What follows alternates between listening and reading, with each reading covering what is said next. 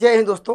Welcome to math की यात्रा online में सभी का स्वागत है। आइए स्टार्ट करते हैं। पेपर एनालिसिस करेंगे आरपीएससी लेक्चरार 2000 जिसका 25 में पेपर हुआ था। क्वेश्चन को देख सकते हैं, एकदम सटीक एनालिसिस लेके आए हैं, सॉल्यूशन विद आंसर की। ठीक है।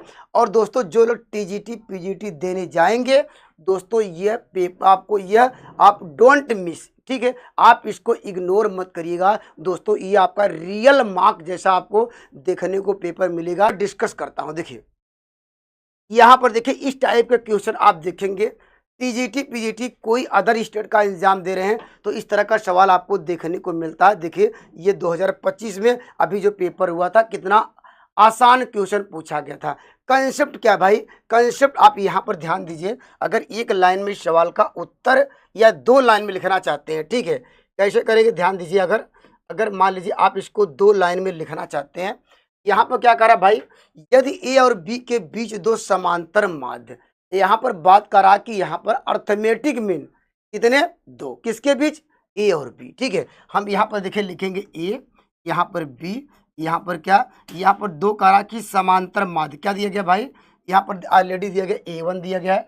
ठीक है, यहाँ पर A1 हो गया, दूसरा क्या होगा A2।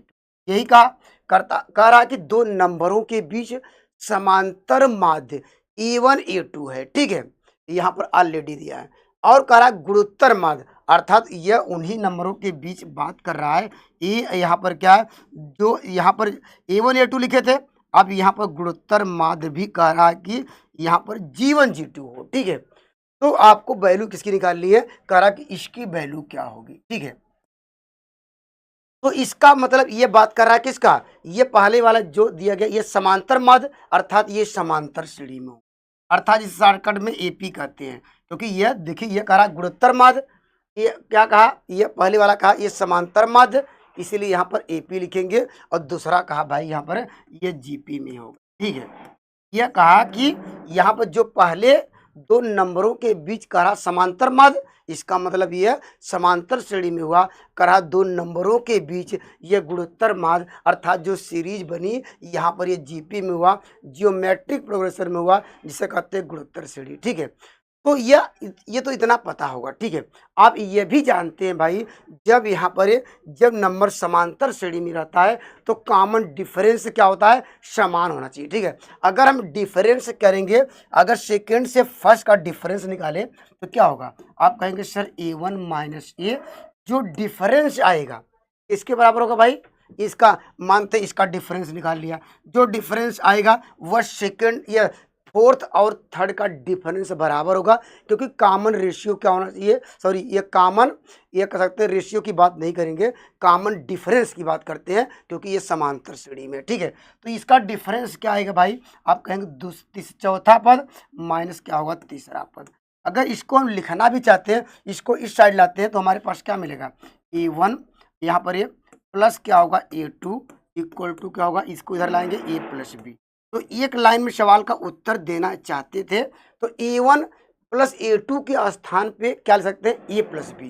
तो आपकी निगाहें हमेशा कहाँ रहनी चाहिए भाई, आपका दिमाग हमेशा आंसर पे क्या घूमता रहना चाहिए। ठीक है, आंसर मिल गया, क्या कहीं आंसर में यहाँ पर उसके कह सकते हैं कि अंश में यहाँ पर बात करेंगे, यहाँ पर न्यूमरेटर में कहीं A प्लस बी दिया गया है। तो हम देख रहे हैं भाई ऑप्शन नंबर यहाँ पर है, इसमें ऑप्शन नंबर क्या, दूसरे में A प्लस बी दिया गया है, तो निश्चित रूप से इसका आंसर नंबर दूसरा सही होगा। ठीक है, या इसका पूरा आंसर लाना चाहते हैं भाई, तो यह हम जानते हैं कि यह कहा कि ये जीपी में है। जीपी का मतलब क्या है, कॉमन रेशियो सेम होना चाहिए।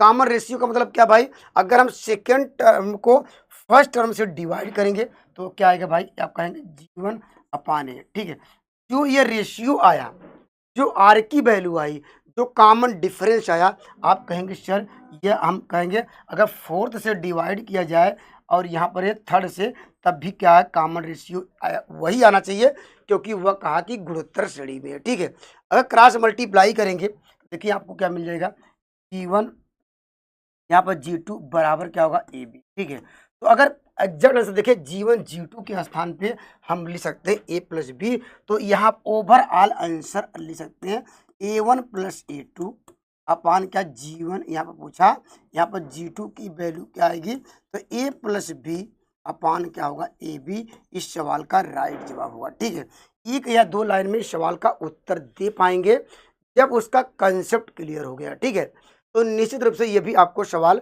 समझ में आ गया होगा। चलिए अगले सवाल की ओर चलते हैं। ठीक है, और आप लोग जानते हैं भाई कोई नए सवाल नहीं बनाए जाते हैं। ठीक है, टीजीटी पीजीटी में हो वो हमेशा रिपीट क्वेश्चन देखने को मिलते हैं, बस हल्का सा मेथड इधर उधर कर देता है। ठीक है, मेथड भी वही रहता है भाई, क्वेश्चन का जो यहाँ पर न्यूमेरिकल वैल्यू है उसको बदल देता है। ठीक है, तो अगर इस तरह का सवाल भाई, अगर पिछला सवाल भी जो अगर बात करें वह किसी न किसी एग्जाम में आया था।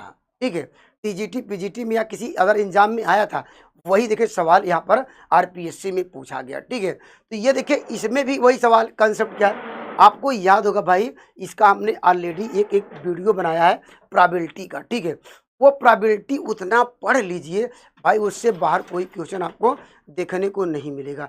इसका कंसेप्ट क्या भाई, हमारे पास करा two dice are thrown together. ठीक है, जब हमारे पास दो डाइस क्या करते हैं, थ्रो किए जाते हैं, हम बात करते हैं कि total number of the case कितना आएगा। ठीक है, तो कैसे याद रखेंगे भाई, यहाँ पर है जब हमारे पास क्या दो डाइस थ्रो किए गए, तो उसका कंसेप्ट ऑलरेडी हमने आपको डिस्कस करा।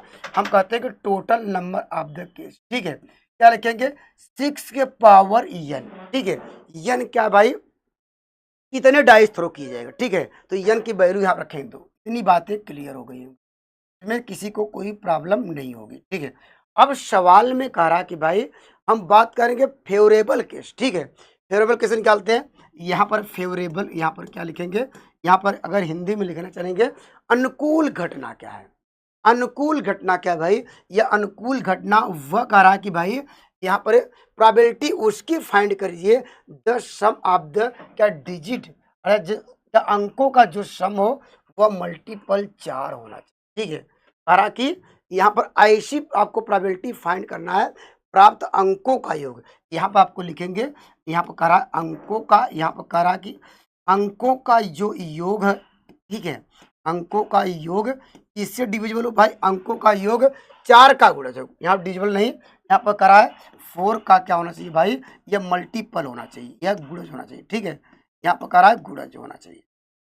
ठीक है, जब ये 4 का गुणज की बात करें तो इसका मतलब हमारे पास 2 डाइस है। हमारे पास कितने डाइस है, अगर हम डाइस की बात करें, यहाँ पर डाइस अगर मानते हैं, यहाँ पर डाइस ए लेते हैं, ए मान लेते हैं, इसमें नंबर जानते हैं 1 2 यहाँ पर 3 या 4 5 क्या 6 नंबर होते हैं।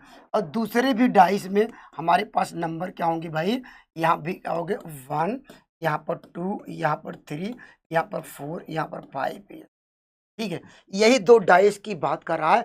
अब कह रहा कि ऐसे आपको प्रोबेबिलिटी उसकी फाइंड करिए, अंकों का आपका क्या करिए भाई, योग करिए, वह क्या होना चाहिए, वह 4 का मल्टीपल होना चाहिए। तो हम भाई अंकों का तो क्या होगा, अगर इसमें से कोई यहाँ पर देखिए, आपको हमने ट्रिक भी बताई थी भाई, हमने कहा था जो मिनिमम अंकों का, अगर 2 डाइस फेंके तो अंकों का मिनिमम योग कितना आएगा भाई, या 1 1 आ सकता है, अंकों का मिनिमम योग 2 आएगा, और मैक्सिमम योग कितना आएगा, तो 12 आएगा। ठीक है, मैक्सिमम अगर क्या डाइस फेंका इस तरफ थ्रो किया तो हो सकता है 6 आए तो 12 आएगा। ठीक है, तो इसका अंकों का योग क्या होना चाहिए, हम जानते हैं 2 से क्या होगा, बड़ा होगा। ठीक है, क्योंकि खराब वह योग कितना 4, और क्या यहाँ पर और क्या होना चाहिए 12 से 12 आएगा, या 12 से कम आएगा, तो अंकों का योग क्या आएगा, यहाँ पर देखिए हो सकता है कि अंकों का योग 4 आए। ठीक है, 4 आए, यहाँ पर 4 5 भी होगा, लेकिन आपको 4 का गुणज देना होगा। तो पहला देखिए 4 का गुणज है 4 × 1, तो यह है, या अंकों का योग क्या आएगा भाई 8 आएगा। ठीक है, 4 दूनी 8 आएगा, या क्या आएगा यहाँ पर 4 8 और क्या 12। ठीक है, और 4 चौक 16, 16 नहीं होगा, क्योंकि हम जानते हैं 2 डाइस फेंकते हैं, अधिकतम अंकों का योग 12 से ज़्यादा नहीं आता है। अगर 12 से ज़्यादा आता है तो हम लोग उसे क्या कहते हैं, इम्पॉसिबल इवेंट कहते हैं। आप लोगों ने लेक्चर देखा था। ठीक है, तो आपको ऐसे पेयर ढूंढने होंगे, यहाँ पर आपको ऐसा ढूंढना पड़ेगा कि जो अंकों का योग 4 मिले। तो पहला क्या ढूंढेंगे भाई, 1 3 लेंगे या 2 2 लेंगे, तो इसके लिए आपको समय चाहिए। ठीक है, हो सकता है कोई कन्फ्यूजन हो, तो हमने आपको रिजल्ट क्या याद कराया था, हमने कहा था भाई ये याद रखिए R-1, यहाँ पर वैल्यू लिखाया था, यहाँ पर वैल्यू क्या होगा भाई, ये 7, ये 30 माइनस क्या था R, यहाँ पर आपको ये वैल्यू आपको याद होगा, ठीक है, ये वैल्यू आपको याद होगा, ठीक है। तो अंकों का योग से बचने के लिए, पेयर ढूंढने के लिए यहाँ पर नंबर ऑफ द फेवरेबल किस लिखेंगे, यहाँ लिखेंगे नंबर ऑफ क्या लिखेंगे, यहाँ पर फेवरेबल, यहाँ पर केस कितना होगा, ठीक है, कितना होगा। तो बस आप देखेंगे ये जो वैल्यू है 4 कहाँ पर लाई कर रही है, आप देखेंगे 4 यहाँ आएगा, तो यहाँ पर वैल्यू को उठा के रखना होगा। तो 4 में से 1 घटाएंगे 3, तो 3। और प्रोबेबिलिटी में कहता या अंकों का योग 4 या का मतलब प्लस या 8, 8 कहाँ आएगा भाई, 8 यहाँ पर आएगा, ठीक है। तो क्या करेंगे भाई, 13 में से क्या घटाएंगे, 8 घटाएंगे, ठीक है। तो क्या आएगा भाई, 5 आएगा। अंकों का योग क्या, 12 हो, ये तो जानते भाई, 6 आएगा, एक ही आएगा और कहीं से आएगा नहीं, या इसमें रख दिए। 13 में से अगर क्या घटाएंगे, अगर दोस्तों ये तो क्या एक आएगा, तो ये आ गया, ठीक है। तो यहाँ पर टोटल जोड़ा जाए क्या, 9 आ जाएगा। तो प्रोबेबिलिटी बराबर क्या होता है, प्रोबेबिलिटी बराबर होता है यहाँ पर फेवरेबल, यहाँ पर जो केस रहता है, ठीक है, यहाँ पर total number of favourable case, यहाँ पर है अपान क्या है, टोटल नंबर ऑफ केस, ठीक है, या एनएस जिसे हम लोग लिखे हैं। यहाँ से क्या होगा, 9 अपान क्या होगा, ये 36 जाएगा, तो 9 क्या होगा, तो 36, तो 1/4। तो देखिए कितना आसान क्वेश्चन पूछा गया था। जो लोग क्या है हमारे लेक्चर देख के गए होंगे, निश्चित रूप से उसका पेपर क्या है, अगर प्रोबेबिलिटी से इस तरह का सवालों का जवाब अच्छे से दे लिए होंगे। चलिए अगले सवाल की ओर चलते हैं, ठीक है, चलिए अगले सवाल की ओर चलिए। यहाँ पर देखिए ये भी इंपॉर्टेंट सवाल है। क्या पूछा है यहाँ पर, ध्यान दीजिए, करा कि 2, 5, 8 अप टू 50 टर्म। यहाँ पर देखिए इसके लिए मैं 2 ट्रिक बताऊंगा, या 2 कॉन्सेप्ट या 2 मेथड जो भी समझना चाहते हैं आप दोनों से कर सकते हैं। करा 2 से यहाँ पर पहले हम बात करेंगे भाई, यहाँ पर देखिए, यहाँ पर बात क्या हो रही है, यहाँ से जो हमारे पास जो रूल्स है, ये जो कॉन्सेप्ट क्या कर रहा है, यहाँ पर जो सीरीज है, ठीक है, यहाँ सीरीज कर रहा है, यहाँ 2 से स्टार्ट हो रही है, तो यहाँ पर 5, यहाँ पर 8, ये डाटा कहाँ तक है, ये कह रहा कि 50 क्या है, यहाँ पर टर्म तक जा रहा है, ठीक है। ये सीरीज किसमें, ये वास्तव में देख रहे हैं डिफरेंस समान है, तो ये समांतर श्रेणी में है, ठीक है। और ये भी क्या है भाई, ये कह रहा कि भाई ये 3, 5 से यहाँ पर देखिए 3, ये 5 हुआ, ये 7 हुआ, डाटा कहाँ तक जाएगा भाई, यहाँ तक ये 60 टर्म तक जा रहा है, ये 60 टर्म तक, ठीक है। अब इस सवाल में पूछ रहा है कितने टर्म कॉमन है, ठीक है। तो अगर लिखने जाएंगे तो समय चाहिए भाई, लिख सकते हैं यहाँ पर, अगर लिखना चाहते हैं तो क्या चाहिए भाई, आपको समय चाहिए, वहाँ पर समय रहेगा नहीं, ठीक है। तो अगर पहला टर्म की बात करें यहाँ पर, अगर ये पूछा जाए टी क्या होगा, 50 टर्म क्या आएगा, अगर पूछा गया वह जो 50वां टर्म क्या आएगा, तो फार्मूला कौन सा लगाएंगे, आप लोग जानते हैं टी बराबर ए प्लस क्या हो n-1 इंटू डी से यहाँ से जाएंगे। तो यहाँ से क्या देखा जाए तो क्या आएगा, जो 50 टर्म आएगा ये, अगर लिखना चाहते हैं 2 प्लस क्या होगा भाई, यहाँ 50 मतलब क्या 49, ठीक है, इंटू डी, डी कितने का भाई, यहाँ पर डी आएगा 3 का, तो यहाँ पर आएगा, ठीक है। इसको सॉल्व कर सकते हैं। अगर मैं देख रहा हूँ इसका, अगर इसकी तीसरी टर्म क्या आएगा, तो लिखेंगे 3 प्लस क्या होगा भाई, यहाँ पर डिफरेंस क्या आएगा, यहाँ पर 2 आया, ठीक है, इंटू क्या होगा भाई, यहाँ पर इसकी वैल्यू क्या है भाई, इसकी वैल्यू कहाँ तक जा रहा है, ये देखिए यहाँ पर कह रहा कि कौन सा टर्म था, ये 60, तो क्या होगा ये 59, ठीक है। तो क्या होगा ये 121, और ये तो इससे बड़ा नंबर आ रहा है, तो ये हम मुझे तो क्या ढूंढना भाई, कितने टर्म कॉमन है, तो ये कह सकते हैं 121 के अंदर ही आएगा, 121 के अंदर ही आएगा भाई ना, ये तो उससे बड़ा नंबर आएगा, ये देखा जाए इससे बड़ा नंबर क्या होगा, ये तो इसको सॉल्व करेंगे तो बड़ा नंबर आएगा, तो छोटा नंबर यही आ रहा है, ठीक है। अगर यहाँ पर है तो टर्म क्या होगा, इससे कम वाली वैल्यू आएगी, ठीक है। तो हम जानते भाई, तो पहला टर्म देखिए कम मिल रहा है, ये देखिए 5 मिल रहा है, कॉमन की बात कर रहा है, ठीक है। अगला टर्म क्या आएगा भाई, देखिए यहाँ पर, तो यहाँ पर 5, 8, यहाँ पर 11 आएगा, ठीक है। और यहाँ पर क्या आएगा भाई, 7, 2, 9, 11। तो पहला टर्म क्या रहा भाई, इसका पहला टर्म देखिए 5 आ रहा है, ठीक है। अगला टर्म क्या रहा, 11 आ रहा है। अब यही से पता चल गया कि डिफरेंस कितने का चल रहा है। यहाँ पर कितना, ये 5 हो गया, 11 होगा, तो यहाँ पर 6 का डिफरेंस, तो यहाँ पर 6 जोड़ेंगे तो क्या 17 आएगा, ये 17। ठीक है, अब इसका टी एन बराबर क्या होता है भाई, फार्मूला जानते हैं। टी एन बराबर क्या लिखेंगे, ए प्लस एन माइनस 1 इंटू, ठीक है। और टी एन की वैल्यू क्या लेना पड़ेगा, आपको मिनिमम लेनी पड़ेगी। तो मिनिमम क्या भाई 120। ए की वैल्यू हमारे पास ये 5 आई, 5 प्लस डिफरेंस कितना आया, यहाँ पर 6, यहाँ लिखेंगे 6 एन माइनस 6 कर दे रहे हैं हमने, क्या डी की वैल्यू रख दिया 6। अगर इसको सिंप्लीफाई कर रहा हूँ तो यहाँ पर क्या मिलेगा, यहाँ पर 6 एन बराबर क्या होगा, यहाँ पर 100 क्या हो जाएगा भाई, 122 हो जाएगा, ठीक है। और एन बराबर क्या होगा, ये 122 में 6 डिवाइड करेंगे, आपको वो करेंगे कितना है भाई, ये देखिए 6 दूनी 12 मिल जाएगा, 6 दूनी 12 मिल जाएगा। इसको डिवाइड कर लीजिए भाई, यहाँ पर देखिए 122 में कितना डिवाइड करना है, यहाँ पर क्या आएगा 6 दूनी 12 मिल जाएगा, ठीक है। यहाँ पर क्या आएगा भाई, ये आएगा आपको 2 मिल जाएगा, यहाँ पर क्या होगा, ये ऐसे बढ़ाना पड़ेगा, ठीक है। यहाँ पर क्या होगा, यहाँ पर 6 3 18, ठीक है, यहाँ ठीक है। इसकी वैल्यू क्या आएगी भाई, यहाँ पर ये इसकी वैल्यू क्या होगा, ये 20 फ्रैक्शन वाली वैल्यू को छोड़ देना है, ठीक है। यह क्या हुआ, ऐसे कर लेंगे, क्योंकि हम जानते हैं कि जो टर्म आ रहे हैं, ठीक है, वो फ्रैक्शनल तो आएंगे ही नहीं, ठीक है। तो सवाल का उत्तर क्या करेंगे, ऑप्शन नंबर क्या होगा यहाँ पर, दूसरा इस सवाल का राइट आंसर, ठीक है। अगर मान लीजिए ये समझ में नहीं आया, आपको डाउट हुआ, ठीक है, चलिए वहाँ उस कॉन्सेप्ट को डिस्कस कर लेते हैं। हो सकता है कि यहाँ पर लोगों को यहाँ पर दिक्कत आ सकती है, यहाँ पर ये सर क्या कर दिए हैं समझ में नहीं आया, ठीक है। उसको कॉन्सेप्ट को यहाँ पर सीख लीजिए, अगर करना चाहते हैं भाई देखिए ऐसे कर लीजिए, ठीक है। चलिए वहाँ से आप एग्जैक्ट बता सकते हैं, ठीक है।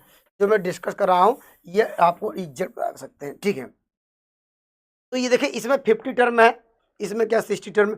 जो पहले वाला जो सीरीज है उसमें 50 टर्म से ज़्यादा हो नहीं सकते हैं, और इसमें क्या 60 टर्म से ज़्यादा हो नहीं सकते हैं।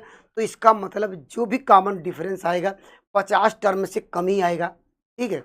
60 तो आएगा नहीं, तो 60 से कम मतलब 50 से कम आना चाहिए, ठीक है, मिनिमम, क्योंकि कॉमन ढूंढना है। तो मैं ये देख रहा हूँ, अगर मानते कि यहाँ पर क्या यह इसमें जो है इसके हम मानते हैं कि यहाँ पर जो कॉमन टर्म है, ठीक है, यहाँ पर के टर्म कॉमन है, ठीक है। के टर्म क्या है भाई, ये क्या दोनों में कॉमन है, ये क्या है भाई, हमने मान लिया कि दोनों यहाँ पर सीरीज में के टर्म कॉमन है, ठीक है। और मान लेते हैं कि यहाँ भाई ये पी टर्म है, पी की वैल्यू कहाँ तक जाएगी, पी की वैल्यू अगर 1 से स्टार्ट करेंगे वो 50 तक जाएगी। ये वैल्यू क्या होगी भाई, ये क्यू टर्म है, ठीक है, ये क्यू का मान कहाँ से आएगा 1 से लेकर 50 तक जाएगा। तो इसका मतलब जब भी यहाँ पर कॉमन की बात करें तो दोनों का टी एन निकाल लीजिए, आपस में बराबर कर लीजिए। देखिए यहाँ पर टी पी बराबर क्या होगा, ये टी पी बराबर क्या होगा, ये टी क्यू होगा, ठीक है।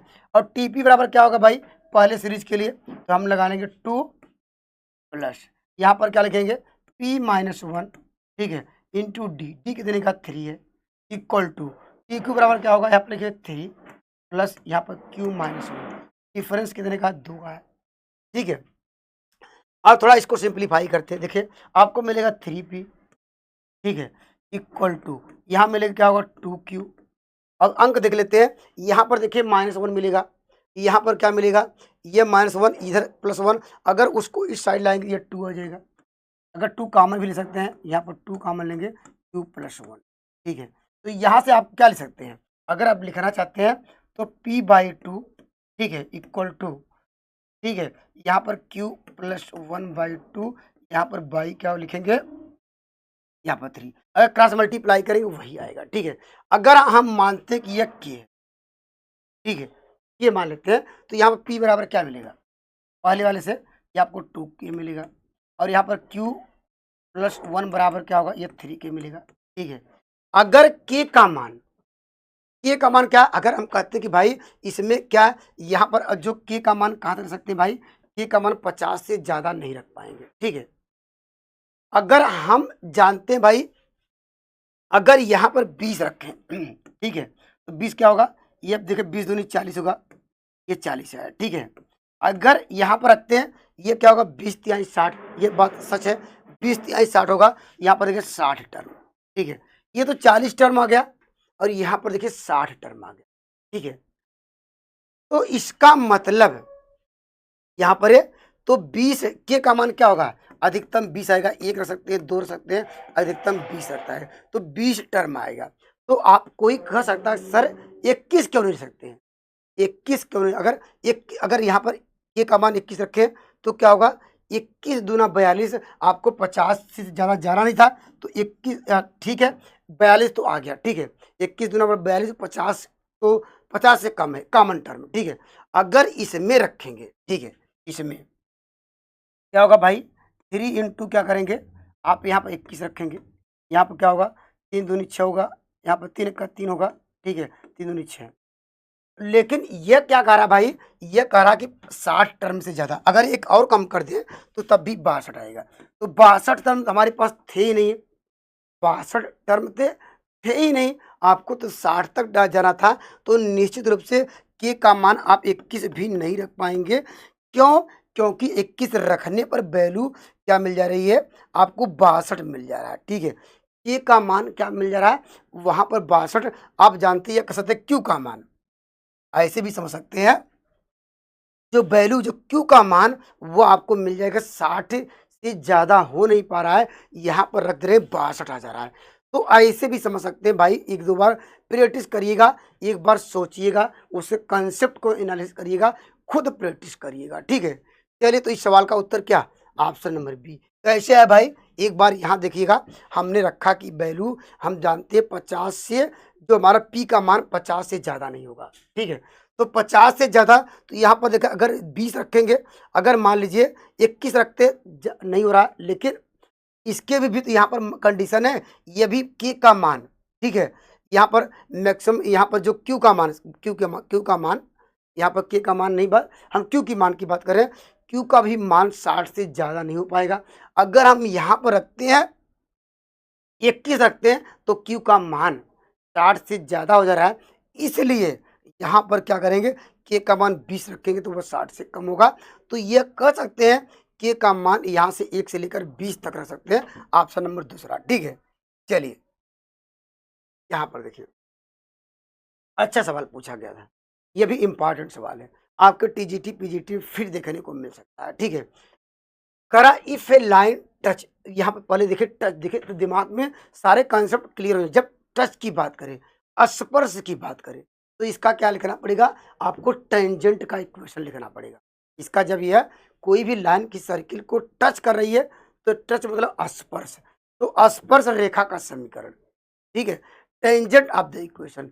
तो ये आपको याद होगा भाई, यहाँ पर कंसेप्ट क्या है, कॉन्सेप्ट पहले हम बात करेंगे, यहाँ पर एंगल की बात कर रहा है, तो अगर पूछा जाए कि यहाँ पर अगर हमारे पास x square upon a square, ठीक है, y square upon b equal to 1, ठीक है, इसका पैरामेट्रिक इक्वेशन क्या होता है, इसे कहते हैं प्राचाल समीकरण क्या होता है।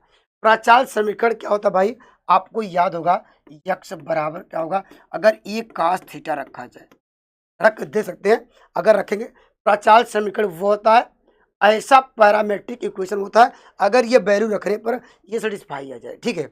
अगर यहाँ पर y बराबर क्या होगा भाई, यहाँ पर b क्या होगा, साइन थीटा, ये क्या होगा, ये पैरामेट्रिक इक्वेशन होगा, रख के चेक कर सकते हैं क्या आएगा भाई, ये क्या होगा, ये कट जाएगा, तो cos square theta plus sine square theta, ये इसका पैरामेट्रिक इक्वेशन होगा, क्या होगा भाई, इसका पैरामेट्रिक इक्वेशन। लेकिन सवाल में क्या पूछ रहा है, अगर इसे हम कंपेयर भी कर रहे हैं इससे, अगर इसे कंपेयर किया जाए 1 का स्क्वायर, तो यहाँ पर क्या होगा, इसको 2 का स्क्वायर भी कर सकते हैं। यहाँ से कंपेयर कर रहे हैं, तो e का मान क्या रहा है भाई, 1 मिल रहा है, और यहाँ पर क्या होगा, b का मान क्या आएगा, 2 है। ये अगर पूछा जाए कि इसका पैरामेट्रिक इक्वेशन क्या होगा, तो जवाब क्या होगा, जवाब ये होगा भाई, यक्स यहाँ पर वो रखेंगे, या कह सकते हैं यक्स बराबर क्या होगा, यहाँ पर cos थीटा हो जाएगा, ठीक है, और y बराबर क्या होगा भाई, या इसको y1 भी कर सकते हैं, कोई दिक्कत नहीं है, ठीक है। क्या होगा भाई, ये वैल्यू रखेंगे, क्या आएगा, यहाँ पर आपको मिल जाएगा, ये b क्या होगा, ये 2 साइन थीटा होगा। अगर पूछा जाए पैरामेट्रिक इक्वेशन क्या होगा, तो इस सवाल में यह होगा, इस सवाल का यह होगा, सवाल का पैरामेट्रिक इक्वेशन क्या होगा। तो टेंजेंट का इक्वेशन क्या होता है भाई, अगर इसका टेंजेंट का आप इक्वेशन लिखना चाहते हैं, ठीक है, इस लाइन का, क्योंकि वो लाइन टच कर रही है, तो इसका मतलब दोनों टेंजेंट दोनों आपस में क्या होंगी, बराबर होंगी।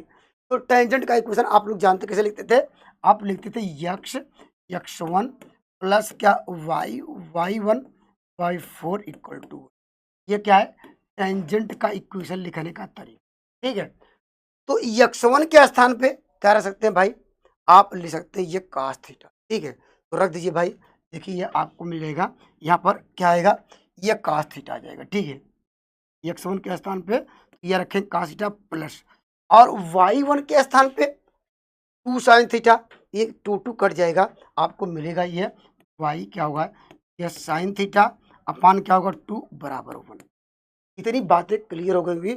ये टेंजेंट, क्योंकि ये लाइन क्या है, ये इसको टच कर रही थी, हमने टेंजेंट का इक्वेशन लिख डाला। तो इसका मतलब जो टेंजेंट का ये जो इक्वेशन आया, ठीक है, और जो गिवन यहाँ पर जो लाइन है आपस में इक्वल होगा। इक्वल का मतलब क्या भाई, यहाँ पर जो इसका यहाँ पर देखिए 1 है, तो इसको 1 लाने के लिए आप इधर ला सकते हैं, क्योंकि इससे कंपेयर करेंगे। तो अगर वहाँ पर क्या लिखेंगे, आप इसको देखिए बाई 1 करके आप ऐसे भी कर सकते हैं यक्स। ठीक है, क्या हो जाएगा भाई, यक्स बाई क्या होगा भाई, यहाँ पर यक्स 1 बाई क्या √2 ऐसे भी लिख सकते हैं। ठीक है, प्लस वाई, वाई था, वाई था, अब इसको क्या लिख सकते हैं 1 अपान क्या होगा भाई, ये √2 हो जाएगा, इक्वल टू क्या 1। इक्वेशन नंबर 1 को हमने जो दिया था 1 को इसके फॉर्म में लिखेंगे, सॉल्व करेंगे वही। अगर इसे हम कंपेयर करें, क्योंकि स्पर्श कर रहा है, इसका मतलब दोनों लाइनें आपस में क्या होंगी, यह कोइंसाइड करेंगी। इसका मतलब क्या है, या जो यक्स का कोफिशिएंट होगा, इसके यक्स कोफिशिएंट से आपस में इक्वल करेंगे, या वाई का जो कोफिशिएंट होगा इसके कोफिशिएंट से कंपेयर कर लीजिए। तो यहाँ से क्या होगा, यक्स का कोफिशिएंट क्या होगा cos थीटा। ठीक है, इसका यक्स कोफिशिएंट 1/√2 होगा, या यहाँ से थीटा बराबर क्या होगा, ये आप जानते हैं कि ये π/4 हो जाएगा, 45 अंश। तो सवाल का उत्तर क्या होगा, ऑप्शन नंबर यहाँ पर तेरा इस सवाल का राइट जवाब। ठीक है, या आप इससे भी कर सकते थे, यहाँ पर करेंगे तो क्या आएगा, यहाँ पर देखिए 2 कट जाएगा, फिर वही sin थीटा इक्वल टू 1/√2, तब भी π/4 आएगा, जो कि ऑप्शन नंबर तीसरा सही होगा। ठीक है, तो ये ऐसे सवाल आपके यहाँ पर टीजीटी पीजीटी में भी देखने को मिल सकते हैं। इस बात को ध्यान देना पड़ेगा, उससे कंसेप्ट सीखने पड़ेंगे। ठीक है, चलिए आगे बढ़ता हूँ। देखिए ये भी इम्पॉर्टेंट सवाल है, ऐसे सवाल टीजीटी पीजीटी में भी आए हैं। तो देखिए जो रूल है उसमें मेथड को सीख के जाइए भाई, सवाल तो कोई भी आएगा कर लेंगे, लेकिन मेथड क्लियर रहेगा तो सवालों का जवाब भी आप दे पाएंगे। ठीक है, अब यहाँ पर क्या कह रहा भाई, ये कह रहा कि जो हमारे पास जो सेट है, सेट की बात कर लेते हैं, ये आप सेट बना सकते हैं भाई। यहाँ पर सेट की वैल्यू करा, जो यक्स बिलोंग करा कि नेचुरल नंबर है, तो नेचुरल नंबर क्या होगा भाई, 1 से स्टार्ट करेंगे। यहाँ जो सेट बनेगा 1 2 3, यहाँ पर 4 5, यहाँ पर 6 7, क्या होगा 8, क्या होगा 9। तो हमारे पास जो सेट बना रहा है, ये ऐसे लिखिए, या कहिए हमारे पास जो सेट ये था, यही सेट है। ठीक है, तो इसका मतलब क्या हुआ भाई, इसका मतलब क्या, हमारे पास सेट डिफाइन हो गया। इसी में से आपको दिखना होगा कौन सा, यहाँ पर आपको दिखना होगा कौन सा डोमेन है, कौन सा रेंज है। ठीक है, हम जानते हैं कि भाई यहाँ पर ये डोमेन रेंज इसी में क्या इंक्लूड है।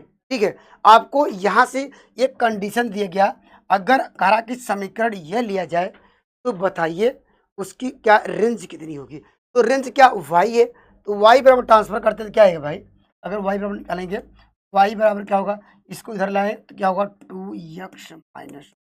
ठीक है, और y का जो अधिकतम मान 9 से तो बड़ा हो नहीं सकता है भाई।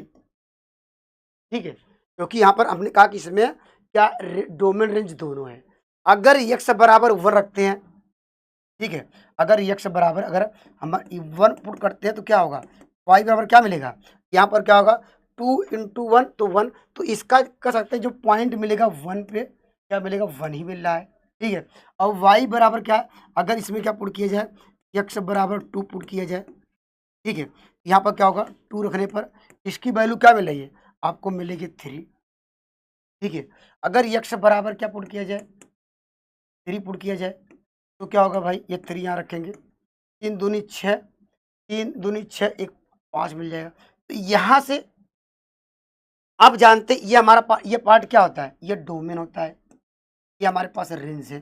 तो रेंज की बात कर रहा है, तो रेंज 1 3 5, तो रेंज की बात कर रहा है। 1 3 5 ढूंढ लीजिए कहाँ पर है भाई, यहाँ पर 1 3 5 यहाँ पर है, ठीक है। 1 3 5 यहाँ पर है, इसमें सारे ये तो आएंगे नंबर, 1 2 तो आ नहीं रहा है, ये भी क्या है 1 3 5 यहाँ पर है, दिख रहा होगा। लेकिन तो एक तो कभी आपको यहाँ पर 1 3 5 2 नहीं आ रहा है, क्योंकि इसमें आपको 2 देखने को नहीं मिलेगा कोई भी नंबर के, 2 तो सारे आंसर गायब। तो ऑप्शन नंबर क्या होगा भाई, यहाँ पर दूसरा हो जाएगा इस सवाल का राइट आंसर।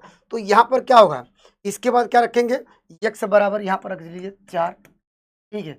और y x बराबर क्या है 5 रख लीजिए, ठीक है। अब 6 रखते हैं तो क्या होगा, 6 दूनी 12 13, ठीक है।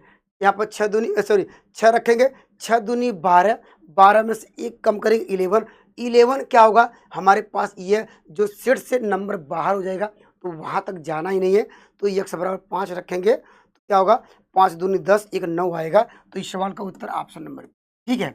तो आपको डोमेन रेंज ऑलरेडी इसमें डिफाइन है, उस सेट से आपको वो नंबर ढूंढने होंगे कौन सा इसमें डोमेन है, कौन सा रेंज है। अगर पूछा जाए कि बताइए इसकी वैल्यू क्या होगी, तो कंसेप्ट ऑप्शन नंबर बी इस सवाल का उत्तर होगा, ठीक है। चलिए आते हैं, चलिए इस सवाल पे आते हैं।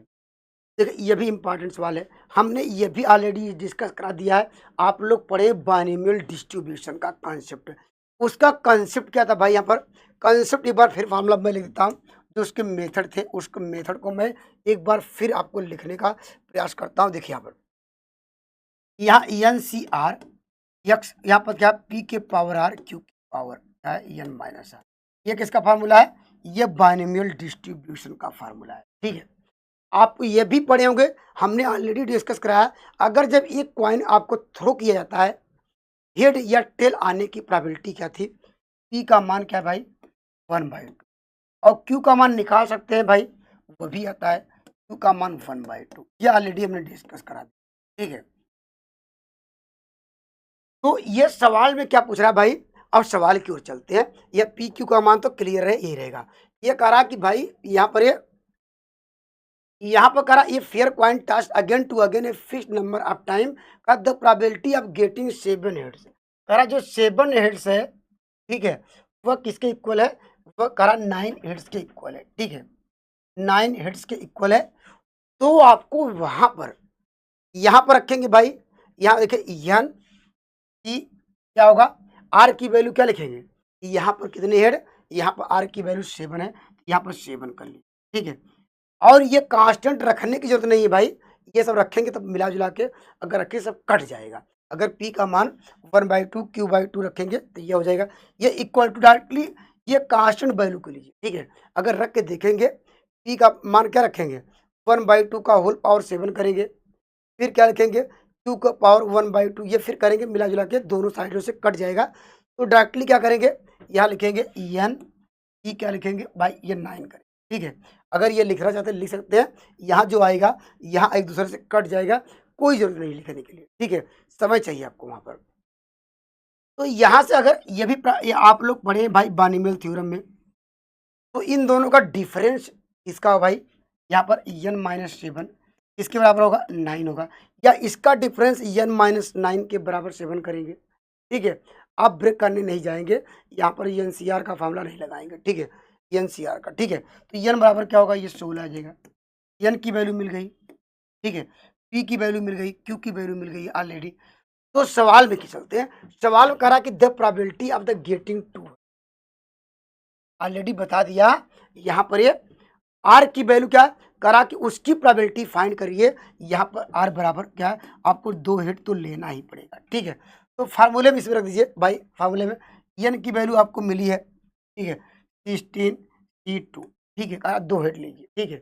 और पी का मान क्या है भाई, पी का मान 1/2 है, ये हिट की प्रोबेबिलिटी ऑलरेडी आप जानते हैं, इसमें 2 हिट लाना इसलिए 2 का स्क्वायर करेंगे, ठीक है। क्या लिखेंगे 1/2, इसका क्यू का मान, इन दोनों का डिफरेंस कितना आएगा भाई, कितना आ जाएगा 16 में से 2 घटाएंगे 14 आएगा, ठीक है।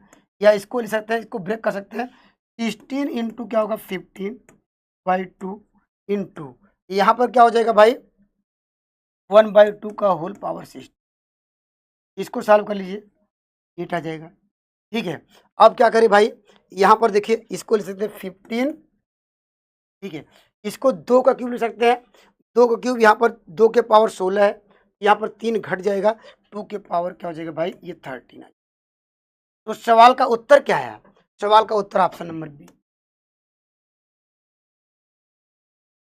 तो कंसेप्ट अगर सीखे रहेंगे तो कोई भी सवालों का जवाब दे पाएंगे, तो ये भी आपको क्लियर हो गया होगा। ठीक है, चलिए आगे बढ़ता हूँ।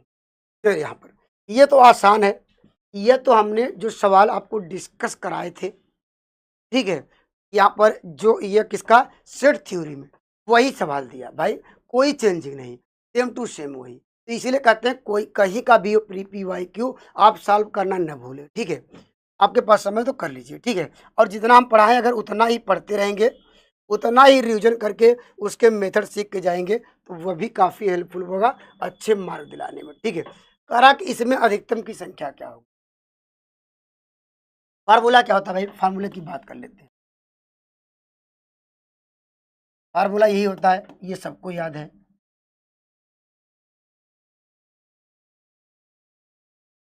ये फार्मूला सबको पता होगा। ठीक है, क्या पूछ रहा है, करा इसमें अधिकतम मान कितने हो सकते, इसमें, इसमें का मतलब क्या, इसमें अधिकतम मान क्या हो सकता है, अधिकतम मान इसकी अधिकतम वैल्यू क्या हो सकती है, अधिकतम क्या है, यहाँ में तथ्यों की अधिकतम संख्या कितनी हो सकती है, अधिकतम क्या होती है भाई, अधिकतम संख्या कितनी हो सकती है, इसका मतलब अधिकतम लाने के लिए, ठीक है, इसको क्या करना पड़ेगा, 0 होना पड़ेगा।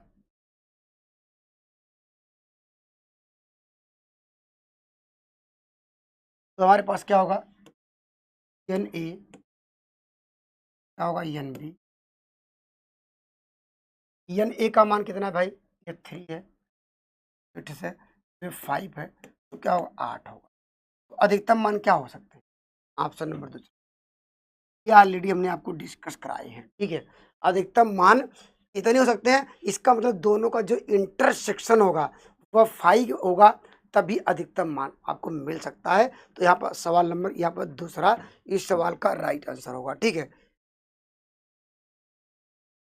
आप कमेंट करिएगा मिनिमम मान कितना हो सकता है, ये आपके लिए होमवर्क है। ठीक, करा इफ एज आर्थोगोनल। ठीक है, आर्थोगोनल की कंडीशन क्या है भाई, इसका मेथड क्या है भाई, आर्थोगोनल का कंसेप्ट क्या है, आर्थोगोनल अगर कोई रहेगा, ठीक है, क्या करेंगे, अगर ए इसका जब ट्रांसपोज लेंगे, ठीक है, वो किसके बराबर होगा भाई, वो आइडेंटिटी मैट्रिक्स के बराबर होगा। नोट डाउन कर लीजिए, अगर जब आर्थोगोनल की कंडीशन, हमने ये भी आपको डिस्कस करा था, अगर इसका अगर अगर डिटर्मिनेंट ऑफ ए निकालेंगे प्लस माइनस ए अगर आपको मिले यहाँ पर है, तब भी क्या होगा, वो आर्थोगोनल होगा। और यहाँ पर ये बात क्लियर हो गई हुई, यहाँ पर जो आर्थोगोनल की कंडीशन ये है। ठीक है, हम बात करेंगे इनवॉलेंट्री की कंडीशन। अगर इनवॉलेंट्री का मतलब यह है, अगर कोई भी आपके पास मैट्रिक्स ए है, अगर इसका स्क्वायर किया जाए वो आइडेंटिटी के बराबर आ जाए, ठीक है, क्या कहेंगे, क्या कहेंगे, इनवॉलेंट्री क्या होगा, मैट्रिक्स पर। ठीक है, ये दोनों से हमने रिजल्ट लिख दिया। ठीक है, अब कह रहा है क्या है, सिमेट्री मैट्रिक्स है। सिमेट्री के लिए कंसेप्ट ऑलरेडी आप लोगों ने देखा था, आप लोगों ने देखा था कि अगर रो को कॉलम में, कॉलम को अगर 2x2 की बात कर लेते हैं, देखिए यहाँ पर A11 A12, यहाँ पर A21 A22 बात कर लेते हैं। जब हमने आपको बताया था कि यह कहा था कि जब ये आपको जब ट्रांसपोज निकालना होता है, ये वाली वैल्यू उठा के यहाँ पुट करते हैं, ये वैल्यू यहाँ कर देते हैं, या ऐसे हमने कहा अगर सिमेट्री होगा 2 1 इक्वल टू ये 1 2 के बराबर होगा, अगर या ऐसे कर सकते हैं, अगर ए के पावर यहाँ पर ए हो, इसका जो ट्रांसपोज होगा वो आपस में बराबर होगा, वह कंडीशन किसकी होती है, यह सिमेट्री की होती है। ठीक है, सिमेट्रिक कंडीशन क्या होती है, A21 की वैल्यू अगर इसको स्टैंडर्ड फॉर्म में लिखना चाहते हैं, ये ए होगा। ठीक है, तो ये पावर अगर यहाँ पर इसका ट्रांसपोज निकालिए, क्या आएगा, ये कंडीशन को जो होल्ड करता है वह सिमेट्री कहलाता है। तो क्या इन दोनों के हेल्प से पहले ये कुछ ला सकते हैं, क्या ला सकते हैं उसकी बात करें। ठीक है, यहाँ पर क्या आएगा भाई, यहाँ पर अगर इसमें क्या, अगर ए का मल्टीप्लाई कर दें, ठीक है, इसमें भाई यहाँ पर ये, या इसके स्थान पे ये, इसके स्थान पे ये वैल्यू रख दी, ठीक है, क्या होगा भाई, ये यहाँ पर, यहाँ ए के पावर ये ट्रांसपोज रहेगा ए स्क्वायर, यहाँ से देख रहा हूँ एक एक कटा सकते हैं, तो क्या होगा, ए बराबर क्या होगा, यहाँ पर ए की पावर टी, ये कंडीशन आपको मिल गई, तो सवाल का उत्तर क्या होगा, ये निश्चित रूप से क्या होगा, ये सिमेट्री। और ये बात यह कब होगा, नीलपोटेंट कब होगा, तो आपको याद होगा भाई, ए के power n equal to g, n क्या है भाई, यहाँ पर मिनिमम नंबर ऑफ क्या, यहाँ पर इंटीज, पॉजिटिव इंटीज, ठीक है, ऐसा आप एन की वैल्यू रखिए, यहाँ पर 2 3 4 5, तो यहाँ पर मैट्रिक्स दिया रहेगा, मल्टीप्लाई करने पर, ठीक है, सब एलिमेंट क्या यहाँ पर 0 0 आ जाए, उसे कहेंगे यहाँ पर नीलपोटेंट होगा। तो 0 नहीं मिला। इसकी सिमेट्री क्या होगा, इसकी सिमेट्री के लिए आपको याद होगा, यहाँ पर ए के इक्वल टू क्या होगा, माइनस ए के पावर टी, ठीक है, ये आपको ऑलरेडी याद होगा। और इसका जो मेन डायगोनल होता है क्या, 0 होता है, हमने पिछले लेक्चर में डिस्कस कर दिया था, ठीक है। स्केलर कब होगा भाई, स्केलर कब होगा भाई, ये भी ऑलरेडी आपको डिस्कस कराया था। इसके भी जितने भी एलिमेंट हो, यहाँ पर ये स्केलर हो, मतलब यहाँ पर मान, यहाँ पर सी हो, यहाँ पे सी हो, और सारे एलिमेंट क्या 0 0 हो, स्केलर होगा, ठीक है। ऑलरेडी अब नहीं देखा तो पिछला वीडियो जरूर देख ली, ठीक है। चलिए आगे बढ़ता हूं। तो सवाल का उत्तर कौन सा है, ऑप्शन नंबर पहला। चलिए यहाँ पर देखिए, ये भी इंपॉर्टेंट सवाल है। ये देखिए सवाल यूपी टीजीटी का रिपीटेड क्वेश्चन आरपीएससी में पूछा गया, सेम वही सवाल है, कोई चेंजिंग नहीं, सेम आंसर भी है, बस ऑप्शन बदले गए हैं, ठीक है, ऑप्शन बदले गए हैं। जब भी हमने आपको यह भी डिस्कस कराया भाई, यहाँ पर जब भी यहाँ पर बात करें, यहाँ पर कोलिनियर की, इसकी बात कोलिनियर, कोलिनियर का जब बात आती है, हम क्या करेंगे, इसका जो स्लोप आएगा, इस लाइन का स्लोप या इस पॉइंट का स्लोप क्या लिखेंगे, डी वाई अपॉन, या स्लोप निकालेंगे, या एम कहते हैं, या लिखते हैं y2 माइनस y1 अपान क्या होगा, x2 माइनस x, ठीक है। यह इसका जो स्लोप होगा, यहाँ पर इसका स्लोप, यह सेकेंड और थर्ड के स्लोप के बराबर कर लीजिए, सवाल का उत्तर आ जाएगा। तो क्या होता है भाई, y2 माइनस y1, या यहाँ पर दो तरीके भाई, यहाँ पर ऐसे भी y1 माइनस y2 कर लीजिए, यहाँ भी क्या करना पड़ेगा, x1 माइनस x2, ठीक है। तो हम देखिए ये कर रहे हैं, इससे इससे घटाएंगे ये, क्योंकि अगर पॉइंट के फॉर्म लिखेंगे क्या आएगा, 6,3 लिखेंगे, इसको 40,-8 लिखेंगे, तो घटा रहे हैं, तो y2 माइनस y1 या y1 y2 करेंगे, क्या आएगा, ये 11 आएगा अपान, ये 60 में से ये घटाएंगे, क्या आएगा 20। उसी प्रकार जो इसका स्लोप होगा भाई, यहाँ पर किसका, यहाँ पर देख लीजिए, यहाँ पर दिख रहा ये देख लीजिए, ठीक है, यहाँ भी कर लीजिए आप, यहाँ पर इसको ऐसे घटा लीजिए, ऐसे, क्या आएगा, ये -8, ये प्लस हो जाएगा, क्या होगा, ये घटाएंगे 44 आएगा, ठीक है, अपान इसको घटा लीजिए, ये यहाँ पर 40 है, 40 माइनस, देखिए 11 क्या होगा, जब 44 होगा, क्रॉस मल्टीप्लाई करिए, 40 माइनस ए बराबर क्या होगा भाई, ये 80 हो, तो ए बराबर क्या होगा, ये बराबर इधर लाएंगे, उधर ले जाएंगे, क्या होगा, ये 40 माइनस 80, ऑप्शन नंबर क्या होगा भाई, यहाँ दूसरा। चलिए आगे बढ़ता हूँ। चलिए ये भी इंपॉर्टेंट सवाल है, देखिए यहाँ पर इस सवाल का आपको देखिए एक लाइन में उत्तर देना था, यहाँ पर बिना पेन चलाए हुए भाई, ये इंपॉर्टेंट सवाल है, ये आपको देखने को मिल सकता है, ठीक है, ये सवाल इंपॉर्टेंट है, फिर यहाँ पर टीजीटी पीजीटी में देखने को मिल सकता है, ठीक है। कंसेप्ट क्या भाई, ये देखिए इसका ट्रिक क्या है भाई, इसका मल्टीप्लाई करिए 7 × 3, जो भी यहाँ पर मल्टीपल होगा, उत्तर वो सही होगा जो यहाँ पर 3 या 7 का मल्टीपल होना चाहिए, 3 का मल्टीपल नहीं दिख रहा है, 7 ही दिख रहा है, ऑप्शन नंबर यहाँ पर था, ठीक है। और इसका बेसिक तरीका क्या है भाई, T N the number of the all possible triangles of the क्या vertices of the N side, अगर ट्रायंगल्स का बनते हैं भाई, 3 साइडों से मिलकर ट्रायंगल्स बनता है, तो क्या लिखेंगे? यहाँ पर आपको Tn की वैल्यू क्या रखेंगे भाई? लिखेंगे NC3, ठीक है? क्योंकि ट्रायंगल्स की बात कर रहा है, 3 भुजाओं से मिलकर एक त्रिभुज बनता है, तो हमें n साइड NC3, ठीक है? उसी प्रकार T+1 है, तो यहाँ पर रख दीजिए भाई। उसी प्रकार Tn+1 के स्थान पे n+1 NC3 यहाँ पर रख दीजिए, डालिए भाई, उत्तर आ जाएगा। यहाँ पर रखेंगे, ये वैल्यू उठा के रखेंगे, इसको हम ब्रेक भी कर दे रहे हैं। हम लिखेंगे n+1 n, यहाँ पर लिखेंगे n-1, y लिखेंगे 3 फैक्टोरियल। ऐड कर दिया हूँ, आप लोग कर लीजिए।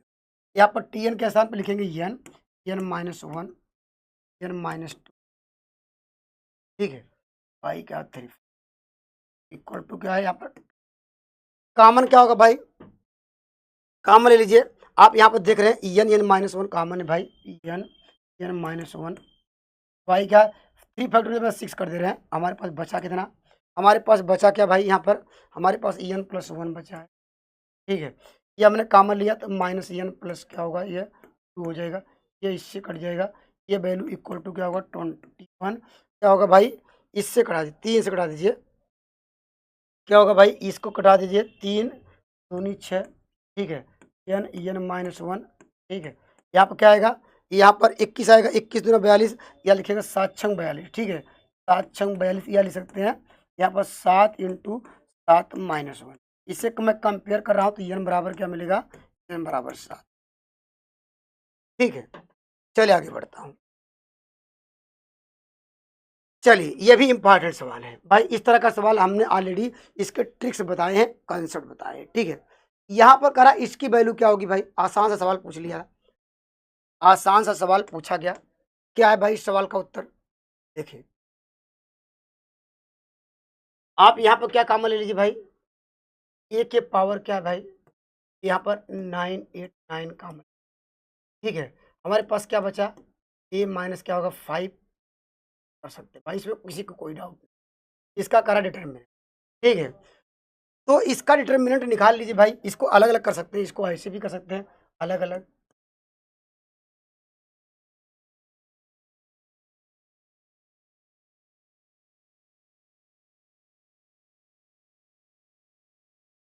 इसकी वैल्यू निकाल लीजिए। डिटरमिनेंट ऑफ ए की वैल्यू क्या हो जाएगी? ये आपको मिल जाएगी -2 + = 1, ये तो 1 आ जाएगा, कोई दिक्कत नहीं। इसका निकाल लीजिए भाई, ये मान निकाल लीजिए। यहाँ पर ए का मान क्या दिया है भाई?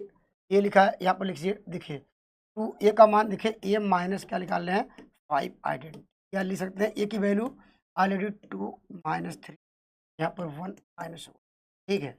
इसकी वैल्यू क्या दी गई है? ये माइनस है। यहाँ पर आइडेंटिटी में 5 लिख दे रहे हैं, ये 0, यहाँ पर 0, क्योंकि यह 2 × 2 का मैट्रिक्स है। इसको सॉल्व कर लेते हैं। क्या है भाई? इसको घटाएं, क्या आएगा? ये -3, ठीक है? ये क्या आएगा? ये भी -3, ये क्या आएगा? ये तो आपको यहाँ से ये 1 आएगा, ये क्या आएगा? -6, ठीक है? इसका कारण डिटरमिनेंट निकालिए, निकाल लीजिए डिटरमिनेंट। क्या आएगा भाई? 76 × 18, और यहाँ पर प्लस क्या होगा? Minus plus, option number 3। तो ओवरऑल इस सवाल का उत्तर क्या है? 21, ठीक है? कॉन्सेप्ट क्या था भाई? हमने देखा यहाँ पर जैसे प्रॉपर्टी ऑलरेडी आप लोग जानते हैं, तो कॉन्सेप्ट क्लियर हो गया होगा, ठीक है? चलिए आगे बढ़ता हूँ। ये क्या है? करा द पर्टिकुलर इंटीग्रल वैल्यू, ठीक है? इस सवाल का करा कि पर्टिकुलर इंटीग्रल वैल्यू क्या आएगी? एक लाइन में इस सवाल का आप उत्तर देना चाहते हैं भाई, कैसे दे पाएंगे? देखिए यहाँ पर,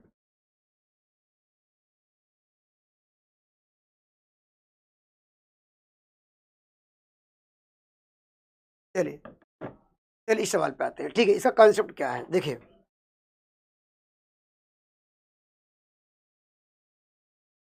पी आई निकालना है। पी आई का कॉन्सेप्ट क्या है भाई? बल ई के पावर एक्स है, और सारी वैल्यू क्या है? ये जो रहती है, यहाँ पर वाई कोफिशिएंट लिखते हैं, तो वाई कोफिशिएंट टी के पावर क्या है भाई? ये है प्लस टी का क्यूब है, का स्क्वायर है, टी का सॉरी डी है, यहाँ पर क्या है? -2, ठीक है? अगर यहाँ पर जो पर्टिकुलर इंटीग्रल का जो कॉन्सेप्ट क्या है, आप यहाँ पर देखेंगे, यहाँ जो यक्स का कोफिशिएंट है, ठीक है, 1 है, 1 डी के स्थान पे रखेंगे, ठीक है। 1 क्या करेंगे, यहाँ पर डी के स्थान पर रखेंगे, जो यक्स का कोफिशिएंट है, क्या है, कुछ नहीं दिख रहा तो 1 लिखेंगे, ठीक है। अगर 1 रखेंगे क्या आएगा, देखिए 1 1 1 क्या आएगा 3, यहाँ पर क्या होगा, ये भी क्या -3, अर्थात 1 क्या होगा, 1 अपान क्या मिल जाएगा, 0, अनडिफाइंड हो जाएगा, ठीक है, इन्फिनिटी मिल जाएगा, अनडिफाइंड। तो उसका कॉन्सेप्ट क्या है भाई, कॉन्सेप्ट ये है कि आप क्या कर लाएंगे, यहाँ पर यक्स लाएंगे, ठीक है, यहाँ पर क्या लाएंगे, फैक्टोरियल 1। तरीका क्या है भाई, हम लिखते हैं यक्स पावर n अपान फैक्टोरियल n लिखते हैं, ठीक है। तो मुझे एक यक्स लाना है, ठीक है, एक्स लाना है, इसलिए फैक्टोरियल 1 लिखा, ठीक है। और देखिए ई के पावर एक्स था, ई के पावर एक्स ही रहने देंगे, और क्या निकालेंगे, इसका एक बार डी अपान डी, इसका क्या होगा, आप लिखेंगे 4d क्यूब, यहाँ पर क्या होगा, ये 3d स्क्वायर, यहाँ पर 2d आ जाएगा और -1। अब फिर एक बार चेक करेंगे, एक बार क्या करेंगे, फिर चेक करेंगे क्या ये वैल्यू 0 तो नहीं हो रही है। फिर अब क्या रखेंगे, डी बराबर क्या रखना, अब क्या रखना होगा, यहाँ यक्स का कोफिशिएंट क्या आएगा 1, तो डी बराबर 1 रख लीजिए। अब चेक करिए क्या होगा, ऊपर यक्स ई के पावर यक्स आ गया, यहाँ रखें, देखिए 4 3 7, 7 2 9, 9 में से 1 घटाएंगे 8, 0 के बराबर नहीं हो रहा है, तो ये क्या हो गया, इसका पी आई आ गया।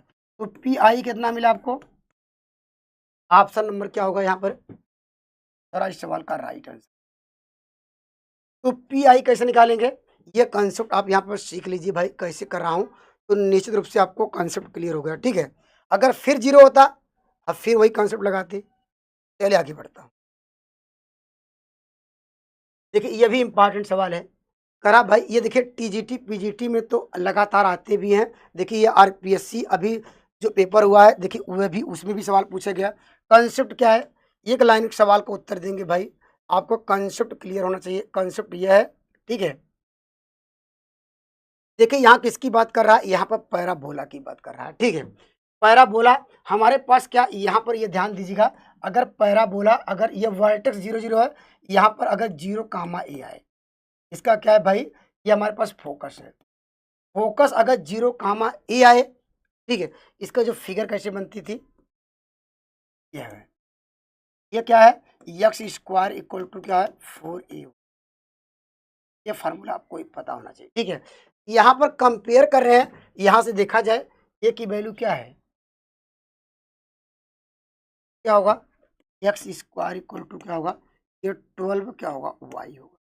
ऑप्शन नंबर कौन सी होगा, ऑप्शन नंबर दूसरा।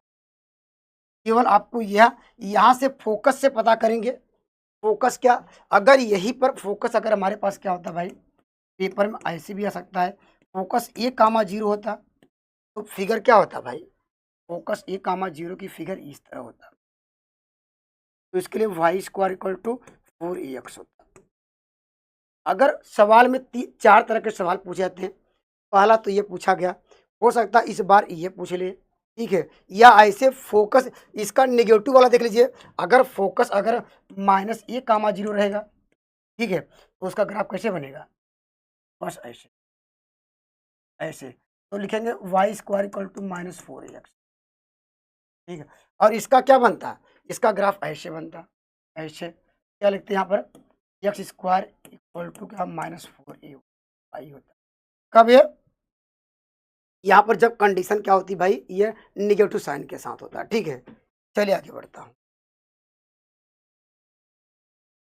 चलिए ये भी इंपॉर्टेंट सवाल है। देखिए ये तो क्या क्वाड्रेटिक इक्वेशन का सवाल है, करा कि यहाँ पर मूलों का योग शून्य है, तो पहले ये दिया गया, ये देख रहे हैं क्वाड्रेटिक इक्वेशन है, कैसा इक्वेशन है, ये क्वाड्रेटिक इक्वेशन है। तो ध्यान दीजिए, क्वाड्रेटिक इक्वेशन में क्या करेंगे, पहले इसको आपको स्टैंडर्ड फॉर्म में इसके फॉर्म बनाएंगे, तभी हम सम ऑफ द रूट्स निकाल सकते हैं, मूलों का योग निकाल सकते हैं, ठीक है। इसके फॉर्म में आपको पहले कन्वर्ट करेंगे, ठीक है। क्रॉस मल्टीप्लाई कर लेते हैं, क्या हो जाएगा भाई, यहाँ पर देखिए 2x मिल जाएगा, ठीक है। अगर इन दोनों को अगर करेंगे 2x a प्लस बी मिल जाएगा, और क्या कर दें, यहाँ पर ये ब्रैकेट लगा दे रहे हैं, ये क्रॉस मल्टीप्लाई करें, सी यहाँ पर आ जाएगा, सी यहाँ भी कर दे रहे हैं, और यहाँ पर मल्टीप्लाई करें क्या आएगा, एक्स स्क्वायर प्लस क्या होगा, ये वैल्यू एक्स कॉमन, ए प्लस बी आ जाएगा प्लस क्या होगा ये, ठीक है, इतना कर लीजिए। अब इसको ले लीजिए, देखिए ऐसे x square plus x common ले रहे हैं, हमारे पास क्या हो गया ए प्लस बी माइनस क्या होगा ये 2c आ जाएगा, ठीक है, ये 2c आ गया। हमारे पास कांस्टेंट टर्म एक तरफ करते हैं प्लस क्या होगा यहाँ पर ए प्लस बी, यहाँ पर चलिए ए बी कर दे रहे हैं पहले, यहाँ ए बी उसको उस साइड लाते हैं माइनस ए प्लस बी, यहाँ पर इक्वल टू 0। अब सवाल में क्या करा है, यहाँ पर sum of the roots 0, alpha plus beta बराबर 0। तो मूलों का योग क्या होता है भाई, मूलों का योग क्या होता है, यहाँ पर एक्स कोफिशिएंट अपान एक्स स्क्वायर कोफिशिएंट 0 करेंगे क्या आएगा, यहाँ से ए प्लस बी बराबर क्या होगा भाई, ये आपको ये 2c मिलेगा, ठीक है, ये इक्वेशन यहाँ से मिलेगा। और सवाल में क्या पूछ रहा है, करा प्रोडक्ट ऑफ द रूट्स क्या होगा, मूलों का गुणनफल, ये पूछ रहा है अल्फा बीटा क्या होगा, अल्फा बीटा क्या हो जाएगा, क्या लिखेंगे A B minus A plus B upon क्या होगा कोफिशिएंट होगा। तो यहाँ से क्या ले सकते हैं, यहाँ पर आंसर में देखिए, यहाँ पर जो आंसर दिए गए यहाँ पर सी को गायब करना है, तो सी बराबर यहाँ से क्या ले सकते हैं ए प्लस बी बाई 2 रख दीजिए यहाँ पर, तो ए बी आ जाएगा माइनस क्या होगा, देखिए ए प्लस बी का क्या होगा ये होल स्क्वायर बाई 2 आ जाएगा। अगर सिंप्लीफाई किया जाए क्या आएगा, यहाँ लिख सकते हैं 2ab minus A plus B का होल स्क्वायर अपान क्या होगा यहाँ पर 2। अगर सिंप्लीफाई करेंगे A square plus B square plus 2ab आएगा, इससे कट जाएगा, तो उत्तर क्या होगा यहाँ पर लग जाएगा माइनस ए स्क्वायर प्लस बी स्क्वायर यहाँ पर बाई। सवाल का उत्तर कौन सा है, ऑप्शन नंबर दूसरा। ये तो आसान है भाई, कह रहा कि यहाँ number of the generator infinite cyclic group, तो आप लोग याद होगा भाई इनफाइनाइट साइक्लिक ग्रुप का अगर हमने ग्रुप थ्योरी आपको पढ़ाया था, ठीक है, उसका कंसेप्ट आप लोगों ने जो लोग देखा था यहाँ पर, अगर उतना जो ग्रुप थ्री पढ़ाए हैं बस उतना ही पढ़ लीजिए, उससे ज़्यादा ग्रुप थ्योरी से क्वेश्चन देखने को नहीं मिलते हैं। तो इसको हमने आपको बताया था कि यहाँ पर जो इसका जनरेटर है उसका इनवर्स ही क्या है, इसका ये भी जनरेटर होते हैं, तो कितने जनरेटर होंगे ये होगा, ठीक है। चलिए आगे बढ़ता हूँ, ये भी इंपॉर्टेंट सवाल है, करा द एंगल बिटवीन, यहाँ पर आपको याद होगा कौन सा फार्मूला, यहाँ पर जानते हैं वेक्टर आर, ये क्या 3 डायमेंशन का फार्मूला है, ये तो फार्मूला बेस्ड सवाल है, ठीक है। फार्मूला क्या है, फार्मूला वेक्टर आर बराबर क्या होता है भाई, वेक्टर ए प्लस क्या लैम्डा बी हो, ठीक है। अगर आर डॉट यहाँ पर सी इक्वल टू मान लीजिए कोई कांस्टेंट क्या यहाँ पर म्यू हो, तो साइन थीटा का फार्मूला था, क्या था भाई, साइन थीटा का था, ये क्या था ये वेक्टर, तो vector a dot vector b, ठीक है, अपान ये फार्मूला आपको याद होगा। चलिए इस फार्मूले पर लगाते हैं, डाट लगाता हूँ, देखिए ध्यान दीजिए, साइन थीटा इक्वल किसके साथ डॉट करना है भाई, मुझे डॉट इसके साथ और इसके साथ डॉट करना, कर दीजिए डायरेक्टली, क्या आएगा ये आपको मिलेगा 2, ठीक है, इसके साथ डॉट करेंगे +1, इसके साथ डॉट करेंगे क्या आएगा भाई ये, ठीक है, अपान क्या करेंगे यहाँ पर जो वैल्यू है इसका स्क्वायर करना है, अंडर लगाना, ठीक, मॉडुलस का क्या होगा ये 2, ये आ जाएगा कड़ी में 3, ठीक है, इसका यहाँ पर 2 दूनी 4, यहाँ पर क्या होगा 4 2 6 आ जाएगा, तो 4 हो जाएगा, ठीक है, यहाँ अपान क्या हो जाएगा ये 3 हो जाएगा, ठीक है, इंटू क्या होगा √2, या इसको लिख सकते हैं यहाँ पर 2√2 वाई क्या होगा कड़ी में, तो यह थीटा बराबर क्या लिख सकते हैं साइन इनवर्स 2√2 और क्या होगा ये, कौन सा आंसर नजर आया, यहाँ पर ऑप्शन नंबर क्या होगा ये, यहाँ पर ऑप्शन नंबर है। चलिए आगे बढ़ता हूँ, चलिए ये लास्ट सवाल है, ठीक है, ये भी इंपॉर्टेंट सवाल देखिए पूछा गया था, इस तरह का सवाल हमने आपको डिटर्मिनेंट का आपको कॉन्सेप्ट डिस्कस कराया था, ठीक है। कॉन्सेप्ट क्या है यहाँ पर, इस सवालों के लिए आप कैसे सॉल्व करेंगे, यहाँ पर कह रहा है कि भाई ये नॉन क्या कह रहा है ये ट्रिवियल यहाँ पर सोल्यूशन, जब नॉन ट्रिवियल सोल्यूशन की बात करें तो जो इसका डिटर्मिनेंट होता है क्या होता है भाई, इसका जो प्रायोरिक होता है 0, डिटर्मिनेंट कैसे निकालते हैं भाई, डेल्टा निकालते हैं। डेल्टा कैसे निकालते हैं, आप एक्स वाई जेड का कोफिशिएंट लिखेंगे, ठीक है। एक्स वाई जेड का कोफिशिएंट क्या है भाई, यहाँ देखिए 1, ठीक है, और वाई का लैम्डा यहाँ पर क्या 3, ठीक है, उसके स्थान पे यहाँ पर 3, यहाँ पर लिखेंगे लैम्डा, ये माइनस, ठीक है, यहाँ पर क्या आएगा, ये 2 आएगा, ये वैल्यू 4 मिल जाएगी, ये माइनस, यह करा कि यह हमने ये करा कि 0 कर ली, ठीक है, कर लिया 0।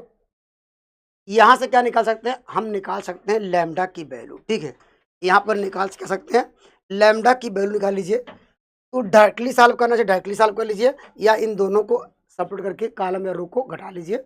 आपको डायरेक्टली करता हूँ, देखिए ये -3 लैम्डा मिल जाएगा, ठीक है, ये +8 मिलेगा, माइनस लैम्डा ले लेते हैं, क्या होगा, ये आपको मिल जाएगा -9, ठीक है, ये +4, ठीक है, ये आपको -5 आ जाएगा, प्लस लिखेंगे 3, इसकी वैल्यू क्या होगी, ये 12 माइनस क्या होगा 2 = 0। यहाँ से क्या मिलेगा, यहाँ से देखिए यहाँ पर क्या मिलेगा, 3 दूनी 6, 6 क्या होगा, 3 दूनी 6, 3 9, यहाँ पर चलिए इसको सॉल्व कर लेते हैं, और यहाँ पर क्या मिल जाएगा, और यहाँ पर देखिए ये -3 लैम्डा +8 +5 लैम्डा, ठीक है, ये आपको मिल जाएगा 36, ठीक है, यहाँ पर क्या होगा, ये 6 लैम्डा = 0। तो यहाँ से क्या होगा, इसको सॉल्व करते हैं, देखिए यहाँ पर क्या सॉल्व करें, लैम्डा = क्या होगा, 11 मिल जाएगा, ठीक है। तो लैम्डा = 11 मिल गया, तो यह वैल्यू आपको क्या निकालनी भाई, लैम्डा = 11 मिल गया, करा इसकी वैल्यू निकाली, ठीक है। सॉल्व करने पर लैम्डा की वैल्यू क्या आ गई, 11 आ गई। तो इसकी वैल्यू के लिए क्या करेंगे, देखें इसकी वैल्यू के लिए आप क्या करेंगे भाई, लैम्डा की वैल्यू उठा के ये कहाँ रखेंगे, ये जो वैल्यू आई, ठीक है, लैम्डा की वैल्यू उठा के इसमें रख दीजिए। हमारे पास क्या मिल गया, x + 11, यहाँ पर y + 3 z = 0, और एक इक्वेशन क्या मिल गया, ये आपको 3x + 11 y और -2 z = 0, ठीक है। तो इन दोनों से क्या कर सकते हैं भाई, मुझे क्या निकालना है, एक्स वाई का मान निकालना है, किसके फॉर्म में, जेड के फॉर्म में। भाई एक्स वाई का मान निकालना चाहता हूँ जेड के फॉर्म में, यहाँ पर रख देंगे, आंसर आ जाएगा, ठीक है। तो इसको क्या कर लीजिए, इसको हम लेते हैं, घटा लेते हैं, देखिए ये कट जाएगा, यहाँ से क्या मिलेगा, तो आपको मिल जाएगा ये 2x मिल जाएगा, यहाँ पर घटाएंगे क्या आएगा, इसको उठा रहे हैं, ठीक है, यह वैल्यू क्या होगी, 5z आ जाएगा, तो x बराबर क्या मिल जाएगा, ये 5/2 क्या होगा, z, ठीक है। यही वैल्यू उठा कर रख देते हैं, ये वैल्यू उठा के इसमें रख देते हैं, स्थान पे लिखेंगे 5/2, यहाँ पर क्या आ जाएगा, z आ जाएगा, और प्लस क्या है, 4y आ गया, -3z आ गया, ठीक है, ये इससे कट गया, हमारे पास कितना बच गया, ये 5 है, इधर कितना है भाई, ये 3 है, तो कितना आएगा, ये आपको मिल जाएगा 2z + 4 क्या होगा, y = 0। तो y बराबर क्या मिल जाएगा, -z/, हो जाएगा भाई 2, ठीक है। तो सवाल का उत्तर क्या होगा भाई, हमारा x यहाँ पर y क्या है, यहाँ पर x की वैल्यू क्या निकली भाई, यहाँ पर लिखेंगे 5/, क्या आ गया भाई, ये z, ठीक है, 5/2z आ गया, और इसकी वैल्यू क्या आ गई है? और z² पहले से था, ये इससे कट गया, ये इससे क्या मिलेगा, माइनस क्या होगा, 5/4। तो सवाल का उत्तर क्या है, कैलकुलेशन था थोड़ा इसमें, ऑप्शन नंबर दूसरा इस सवाल का राइट आंसर होगा, ठीक है।